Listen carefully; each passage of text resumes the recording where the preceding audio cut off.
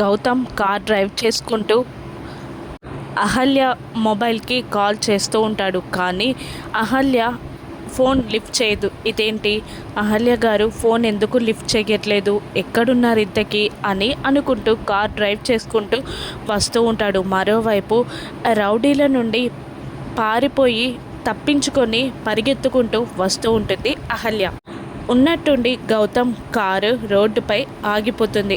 దాంతో కిందికి దిగి కార్ని ఓపెన్ చేసి ప్రాబ్లం ఏంటా అని చెక్ చేస్తూ ఉంటాడు గౌతమ్. రౌడీల నుండి పారిపోయి వస్తున్న అహల్య కరెక్ట్గా ఆ గౌతమ్ జీప్ వెనకాలకి వచ్చి ఆగుతుంది.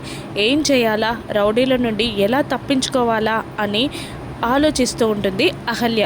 రౌడీలు కూడా వెంబడిస్తూ ఉంటారు. ఇక ఎక్కడ దాక్కోవాలా అని ఆలోచిస్తున్న అహల్యకి కార్ అద్దంలో నుండి ఆ కార్ రిపేర్ చేస్తున్న గౌతమ్ కనబడతాడు. గౌతమ్ని చూసి గౌతమ్ అని అనుకొని ముందుకి రాబోతూ ఉంటుంది. అదే టైంలో రౌడీలు కార్ వెనకాల దాక్కున్న అహల్యని చూస్తూ అదిగోరా అహల్య అని అంటూ పరిగెత్తుకుంటూ వస్తూ ఉంటారు. గౌతమ్ని పిలవబోయి అహల్య ఒక్క నిమిషం ఆగుతుంది. ఏం చేయాలా అని ఆలోచిస్తూ ఉంటుంది. రౌడీలు పరిగెత్తుకుంటూ అహల్య దగ్గరికి వస్తూ ఉంటారు. గౌతమ్ తన కార్ రిపేర్ అవ్వడంతో ఆ కార్ సీట్లోకి ఎక్కడానికి కార్ డోర్ ఓపెన్ చేస్తాడు.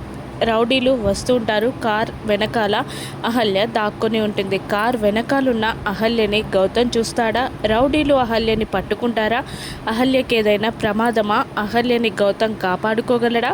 రాను ఎపిసోడ్స్లో చూద్దాం. Thank you for watching.